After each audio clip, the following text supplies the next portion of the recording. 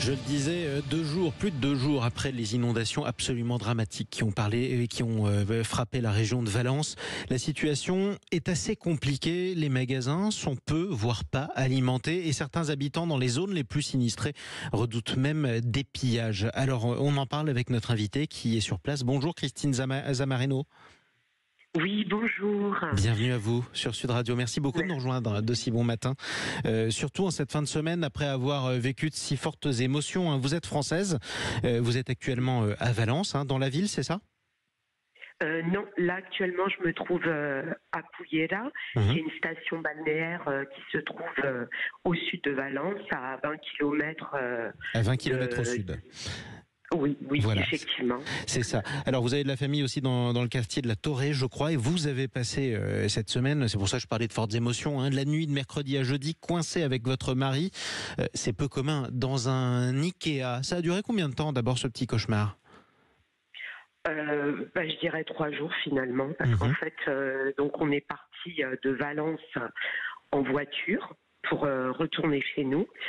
Et j'ai été sur l'autoroute quand j'ai fait le caprice de arrête-moi Ikea, je voudrais acheter 2-3 babioles. Finalement, ça a été très très vite, c'est-à-dire qu'on est dans la zone commerciale de cette enseigne suédoise, quand tout d'un coup il y a des annonces qui sont faites au micro, où on demande aux clients de déplacer le véhicule.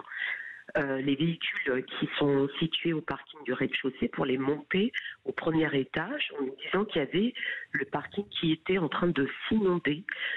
Donc pour nous, c'était il pleuvait pas vraiment. Moi à Valence, on avait passé la journée, il y avait énormément de vent, mais un petit crachin, mais vraiment pas de pluie.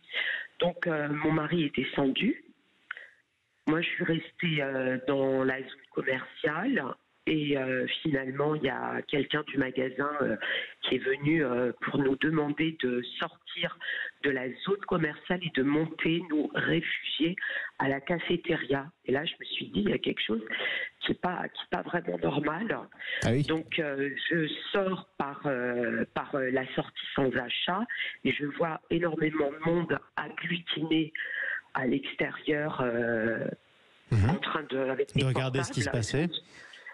Et là, je me suis dit, il y a quelque chose de bizarre. Et en fait, j'arrive, et là, je hurle, mais vraiment j'hurle, parce que je vois du courant qui emportait tout, des voitures, les poubelles, des canapés, ou que je ne sais pas d'où ça sortait, des palettes, et je comprends la situation, que finalement, mon mari était dans le parking avec la voiture.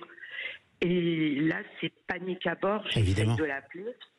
Je l'appelle. Finalement, il me dit qu'il a dérivé, qu'il est en train de dériver, qu'il est dans la voiture, qu'il a de l'eau dans la voiture et qu'il est en train de dériver, tout simplement. Donc, je rejoins le secteur là de la cafétéria. Donc, l'eau montait, le portable, des fois, ça passait plus. J'ai eu mon mari à minuit et il me demande d'arrêter d'appeler parce qu'en fait, il a de l'eau qui monte jusqu'aux genoux. Il me demande est-ce que ça commence à baisser ? Est-ce que ça continue de monter, Christine ? Et il me dit, je suis sur le toit de la voiture. Je suis montée sur le toit de la voiture. Elle s'est encastrée. Elle est bloquée. Elle s'est encastrée elle est bloquée. Et là, je tiens un poteau. Donc, arrête de m'appeler. Je vais essayer de rester comme ça. Faut pas que je bouge. Et après, j'ai pas eu de nouvelles. Et la décrue a commencé. Donc, dans le magasin, les secours commençaient à s'organiser. Donc, finalement, le premier niveau, les gens, les employés ont sorti des canapés. des couvertures, des coussins, des peignoirs, des serviettes, et les fauteuils roulants ont été mis en bas des escalators. Donc les hommes sont sortis avec les lampes, des cordes, et là on a improvisé des secours. Donc les hommes remontaient à bout de bras les gens dans les fauteuils roulants. Il y avait de tout, des mômes, des personnes âgées, donc il fallait les déshabiller. Évidemment. On mettait les vêtements des employés, il y avait des boissons chaudes. Tout le monde s'est entraidé pendant cette durée, vous êtes resté à l'intérieur de cette IKEA? Non, la situation est que c'est ce qu'on voit à l'heure actuelle, vraiment. C'est-à-dire qu'il y en a qui sont restés à la cafétéria, qui sont restés manger, piquer toutes les bouteilles d'eau, qui voulaient des matelas pour dormir et qui ont ronflé toute la nuit. Et moi, je suis restée en bas, je ne pouvais pas dormir, et des gens qui ont voulu aider les autres. Et c'est ce qu'on voit à l'heure actuelle, parce qu'effectivement, il y a des scènes de pillage qui sont atroces. Et à la fois, je vois beaucoup de Valenciens, mais des milliers de personnes qui affluent pour aider. Quand il y a des catastrophes comme ça, l'humain peut devenir vraiment extraordinaire ou vraiment très bête. C'est l'un ou l'autre. Oui, le meilleur comme le pire, ce qui est logique. Alors la question la plus importante, parce que je pense que tous ceux qui nous écoutent se posent la même question, ma chère Christine Zamareno, comment ça s'est passé pour votre mari? Vous l'avez retrouvé? Est-ce qu'il va bien? Est-ce que vous vous êtes retrouvés? Alors, je suis dans l'angoisse, et au bout d'un moment, je dis, il faut que je voie, j'appelle, et là, le portable, il tombe direct sur le répondeur. Ouais. Donc là, je me dis, il y a deux solutions. Le portable est tombé dans l'eau, ou alors finalement il a lâché, il a été emporté par le courant. Bon voilà quoi. Qu'est-ce que je fais? Qu'est-ce que je fais? Je savais pas, j'arrivais pas à me concentrer. Je suis restée pourtant calme parce que je me suis dit là demain je fais quoi? Faut que j'appelle mes enfants. Qu'est-ce que je leur dis? Que leur père il a disparu. Et finalement, 3 heures du matin, le téléphone sonne. Donc moi, j'étais avec des femmes, avec des Espagnols. Le téléphone sonne et là, elles ont compris. Donc après, elles ont été gentilles, elles m'ont pris dans les bras, elles m'ont dit gracias a Dios, ton mari va bien, je suis heureuse. Mon mari me dit j'ai été secourue, je suis dans une enseigne de bricolage, mais qui était au moins à 200-300 mètres. Quel sacré soulagement quand même. Oui. Et donc en fait, à 8 heures du matin, il est arrivé, donc il avait plus ses vêtements, il avait des chaussures de sécurité, il était avec 2 t-shirts, il s'était fait un pagne, les t-shirts des employés. Donc on a passé la matinée, il s'est reposé un peu, et à partir de là, on a décidé de quitter ce magasin suédois en nous disant bon, qu'est-ce qu'on fait? Et je me suis dit, il y a ma tante qui habite à La Torre, on va essayer d'aller chez elle. Donc je les avais eus au téléphone pour savoir comment ils allaient.